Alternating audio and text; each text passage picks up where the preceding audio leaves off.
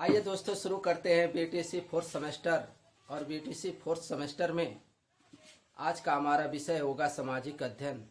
और सामाजिक अध्ययन में आज का चैप्टर होगा सत्य शोधक समाज। सत्य शोधक समाज के बारे में आज चर्चा की जाएगी कि सत्य शोधक समाज की स्थापना किसने की थी। इसके पिछले वीडियो में मैंने प्रार्थना समाज के बारे में चर्चा की थी, जो प्रार्थना समाज आचार्य केशव चंद्र सेन की प्रेरणा से आत्माराम पांडुरंग द्वारा 1867 ईस्वी में मुंबई में स्थापित की गई थी। तो पिछले वीडियो को आप जरूर देखें, और उसमें जो भी त्रुटियां हो जरूर कमेंट के माध्यम से अवगत कराएं। तो आइए आज शुरू करते हैं सत्य शोधक समाज। सत्य शोधक समाज। देखिए, सत्य शोधक समाज की स्थापना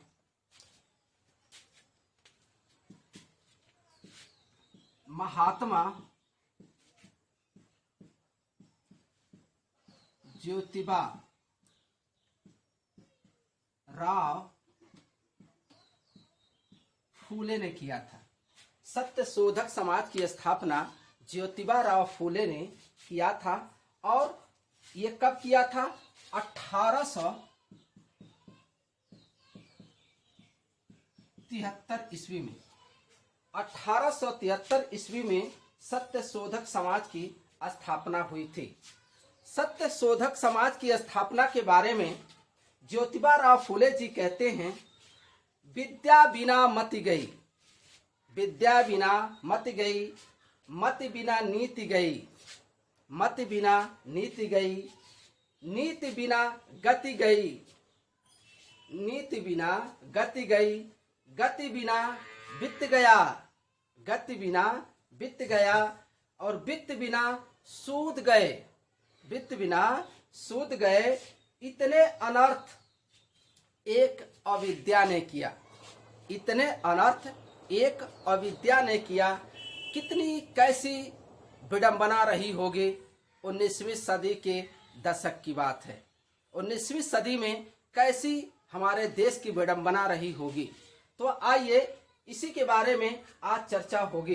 तो 19वीं सदी के प्रमुख ये समाज सुधारक माने जाते हैं। ज्योतिबा राव फूले 19वीं सदी के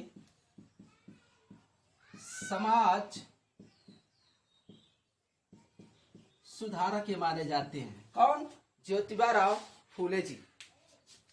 इन्होंने भारतीय समाज में फैली अनेक कुरीतियां, बुराइयों को दूर करने के लिए इन्होंने संघर्ष किया था। यानी ज्योतिबा राव फूले ने समाज में फैली अनेक कुरीतियां, अनेक बुराइयों को दूर करने के लिए इन्होंने संघर्ष किया था। और इनका जन्म, ज्योतिबा राव फूले जी का जन्म 11 अप्रैल 1827 को, 11 अप्रैल 1827 ईस्वी को हुआ था। 11 अप्रैल 1827 ईस्वी को हुआ था। और कहाँ पर हुआ था? सतारा। और ये सतारा पड़ता है आपका महाराष्ट्र। कहाँ पड़ता है? महाराष्ट्र में पड़ता है। 11 अप्रैल 1827 ईस्वी को सतारा के महाराष्ट्र में इनका जन्म हुआ था। देखिए, इनका परिवार बेहद गरीब था। कहा जाता है कि इनका जो परिवार था बहुत ही गरीब था, बहुत ही गरीब था। और इनके जन्म के, कहा जाता है कि ज्योतिबा राव फूले के जन्म के 1 वर्ष के बाद ही, 1 वर्ष के बाद इनकी माता का देहांत हो गया। यानी ज्योतिबा राव फूले के माता जी का देहांत हो गया। जो इनकी माता का नाम था सावित्री। सावित्री फूले। आखिर में ये फूले बार बार शब्द क्यों आ रहा है? तो देखिए, ये फूल का कार्य करते थे। इनका परिवार जो था बाग बगीचों में माली का कार्य करते थे। किसके? माली का कार्य करते थे। माली का ये कार्य करते थे। फूल का धंधा करते करते इनके नाम के साथ फूले शब्द जुड़ गया। सावित्री फूले इनकी पत्नी का नाम था, अरे सॉरी, इनके माता का नाम।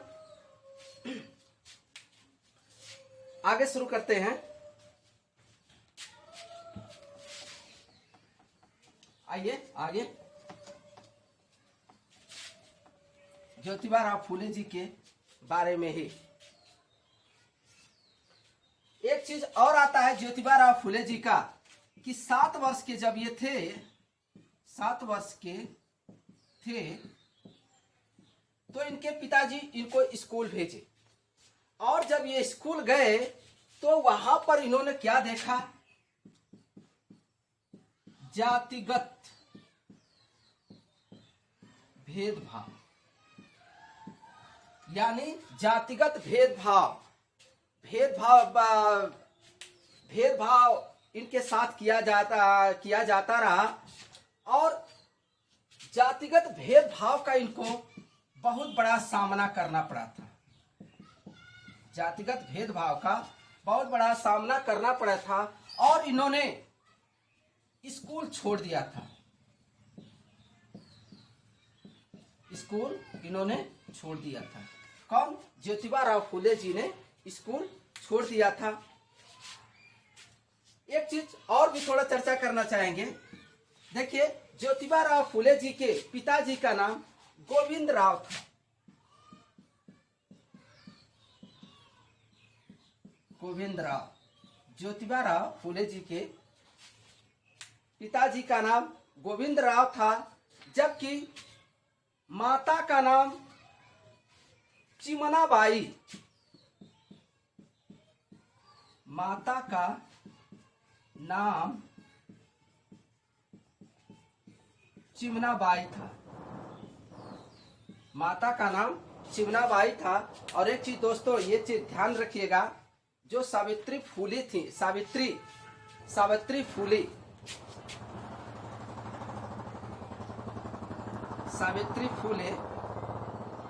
सावित्री फूले जी थे, ये ज्योतिबा फूले की पत्नी थी। इसके पीछे मैंने इनकी माता को बोल दिया है, क्षमा चाहेंगे। सावित्री फूले जी थी, ये भी पढ़ी लिखी हुई नहीं थी। सावित्री फूले भी पढ़ी लिखी हुई नहीं थी। और ससुराल में आने के बाद ज्योतिबा फूले जी ने इनको पढ़ाया लिखाया और पढ़ाते लिखाते इनको बहुत अच्छी शिक्षा का ज्ञान इन्होंने दिया था। और शिक्षा का ज्ञान देते देते ये बहुत ही अच्छे जानकार हो चुकी थी और बच्चों को पढ़ाती लिखाती थी।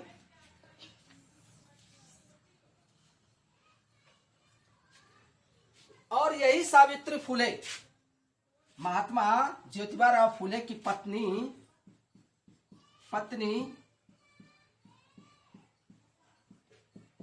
सावित्री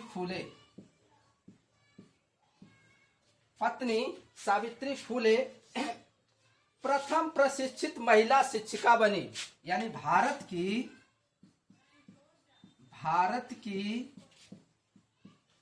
प्रथम प्रशिक्षित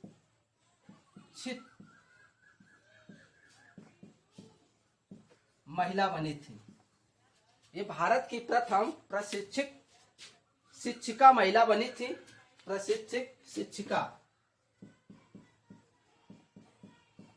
शिक्षिका ये महिला बनी थी। कौन? सावित्री फूले। और ज्योतिबा फूले जी ने क्या क्या किया? ये बाल विवाह के खिलाफ, बाल विवाह के खिलाफ और विधवा विवाह के समर्थक थे। विधवा विवाह के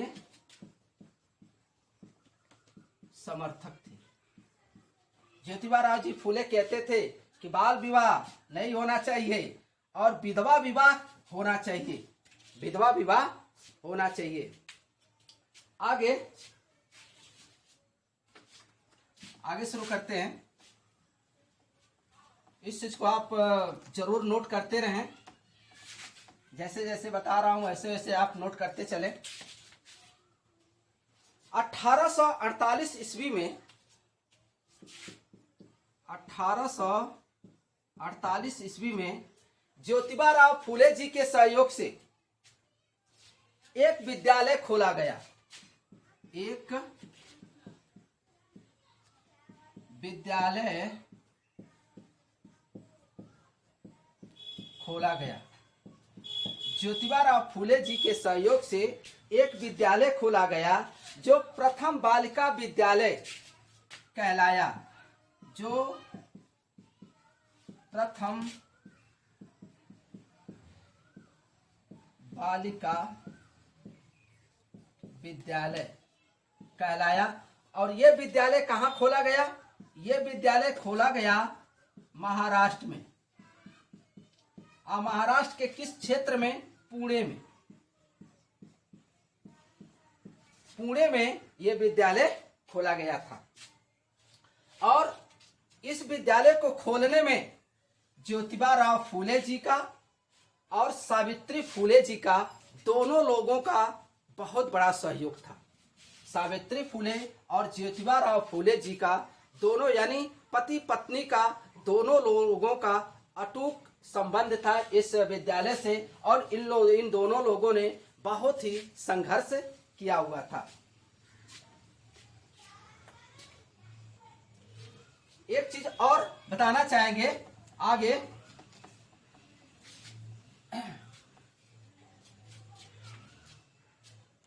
1888 ईस्वी में 1888 ईस्वी में एक समाज सुधारक थे और उनका नाम था विठल राव कृष्ण।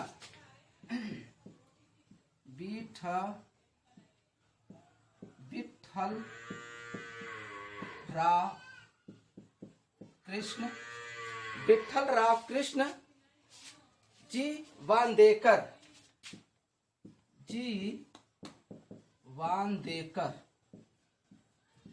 ये एक समाज सुधारक थे।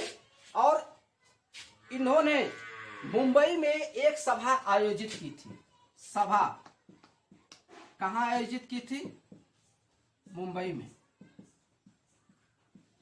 मुंबई में विठल राव कृष्ण जी वांदेकर ने एक सभा आयोजित की थी और उस सभा में ज्योतिबा राव जी को आमंत्रित किया गया था।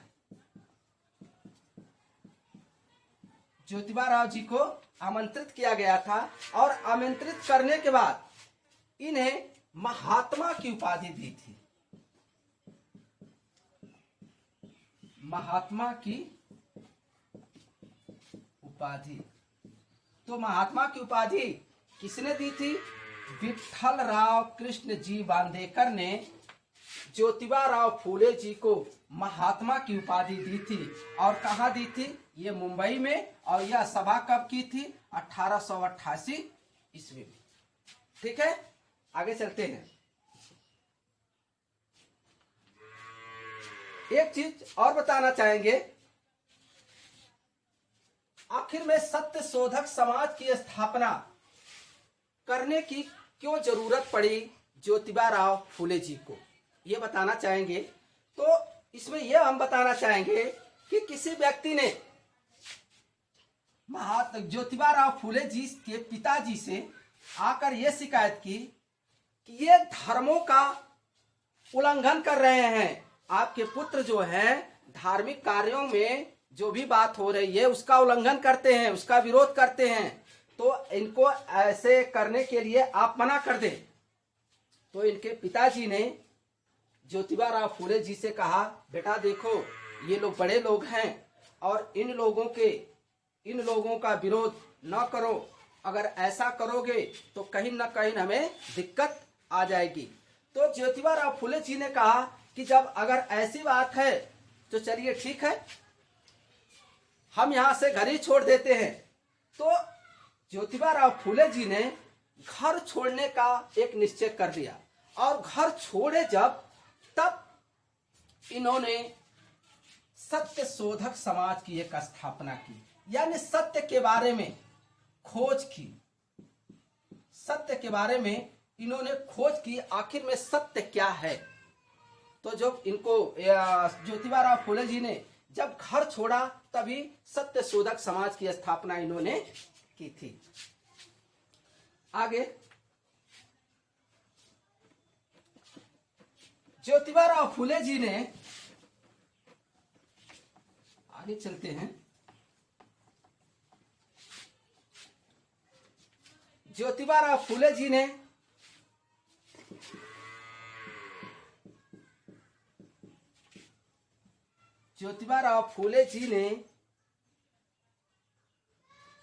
स्त्री शिक्षा पर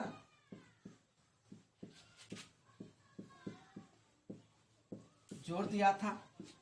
ज्योतिबा राव फूले जी ने स्त्री शिक्षा पर जोर दिया था और इन्होंने कहा था कि स्त्रियों को शिक्षा मिलना बहुत जरूरी है, तभी हमारे इस समाज से ऐसी कुरीतियां, ऐसी बुराइयां जैसे बाल विवाह है, सती प्रथा है, विधवा विवाह है, इसका विरोध तभी होगा जब इनको पूर्ण रूप से शिक्षा दिया जाए, इन्हें समानता का अधिकार दिया जाए। ज्योतिबा राव फूले जी ने ऐसा शब्द कहा और इन्होंने सामाजिक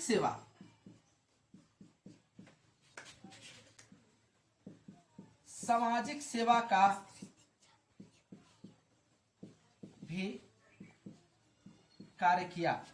इसमें ये भी आ जाएगा आपका, स्त्री शिक्षा पर जोर दिया, सामाजिक सेवा में भी इन्होंने बहुत कार्य किया। शिक्षा के लिए प्रसार हेतु पुणे में 1851 ईस्वी में इन्होंने एक फिर विद्यालय खोला। 1851 ईस्वी में इन्होंने फिर एक विद्यालय खोला और यह विद्यालय कहाँ खोला था? पुणे में। विद्यालय कहाँ खोला था? पुणे में। इनका कहना था कि दलितों का शोषण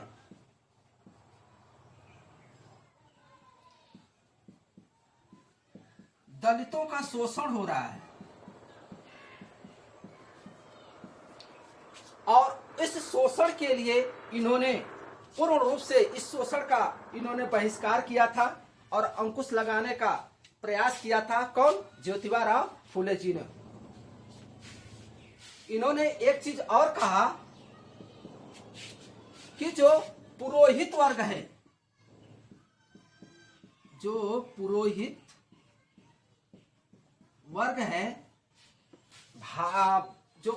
वर्ग है ये समाज का शोषण माना जाता है। समाज का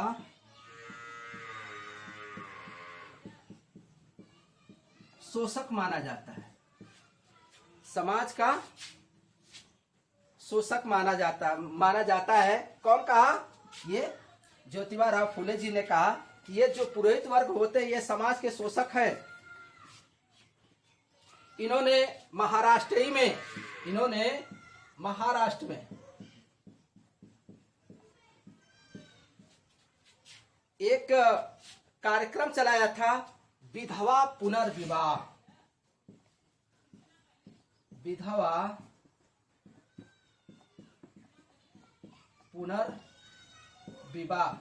का एक आयोजन इन्होंने करवाया था।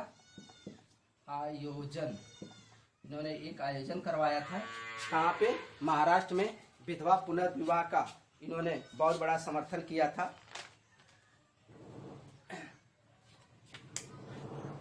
इसके बाद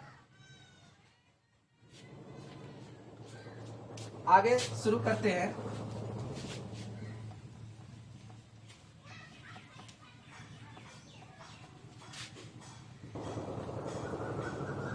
देखिए, एक अरबी फारसी के विद्वान थे। अरबी फारसी के एक विद्वान थे, और वह विद्वान कौन है?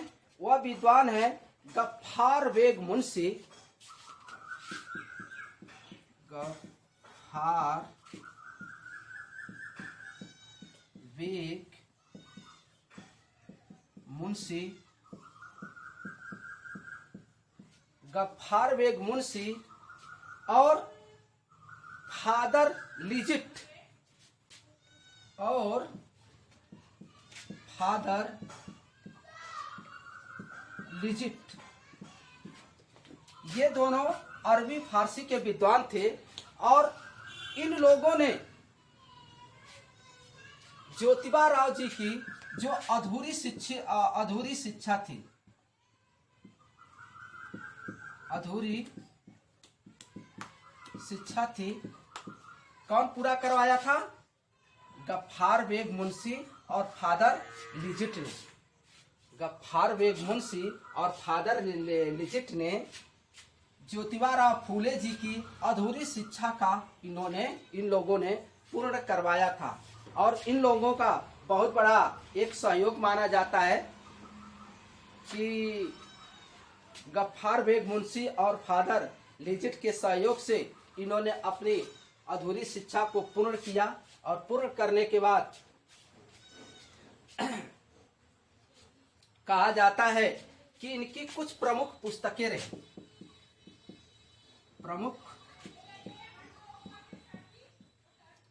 इनकी कुछ प्रमुख पुस्तकें रही, जैसे तृतीय रत्न।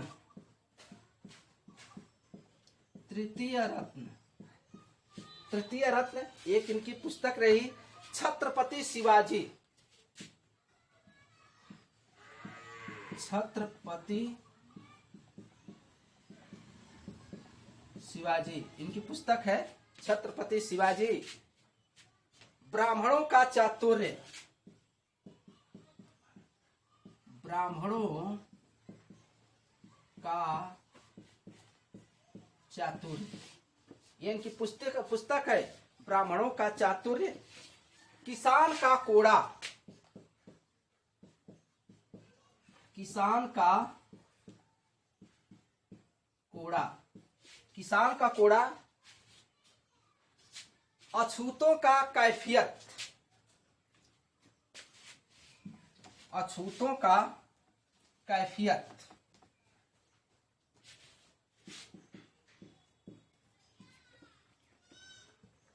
और अछूतों का कैफियत। अछूतों का कैफियत। गुलामगिरी। गुलामगिरी ये बहुत महत्वपूर्ण पुस्तक इनकी मानी जाती है। गुलामगिरी ज्योतिबा राव फूले जी की बहुत ही महत्वपूर्ण पुस्तक मानी जाती है। और एक पुस्तक इनकी है सार्वजनिक सत्य धर्म। सार्वजनिक सत्य धर्म, जिसमें से गुलामगिरी जो पुस्तक है बहुत ही महत्वपूर्ण मानी जाती है। और सार्वजनिक सत्य धर्म इनकी ये प्रमुख पुस्तकें मानी जाती है। और कहा जाता है कि ज्योतिबा राव फूले जी का 28 नवंबर 1890 28 नवंबर 1890 ईस्वी को इनका क्या हो गया? देहांत हो गया। 28 नवंबर 1890 ईस्वी को इनका देहांत हो गया। और सत्य शोधक समाज की स्थापना के कर्णधार महात्मा ज्योतिबा फूले जी का यहीं पर प्रक्रिया समाप्त हो जाती है। तो दोस्तों, आज का वीडियो सत्य शोधक समाज पर बस यही। अगले वीडियो लेकर के हम आएंगे मुस्लिम समाज सुधार आंदोलन। मुस्लिम समाज सुधार आंदोलन अगली वीडियो लेकर के आएंगे दोस्तों। हमारे आप वीडियो को जरूर देखें, हमारे चैनल को सब्सक्राइब जरूर करें। जो भी त्रुटियां होती हैं कमेंट के माध्यम से आप जरूर बताएं। आपका कमेंट हमारे लिए एक नई खोज, नए रास्ते पे चलने के लिए हमें सहयोग करेगा दोस्तों। तो प्लीज़ हमारे वीडियो को लाइक, शेयर और सब्सक्राइब जरूर करें दोस्तों। धन्यवाद।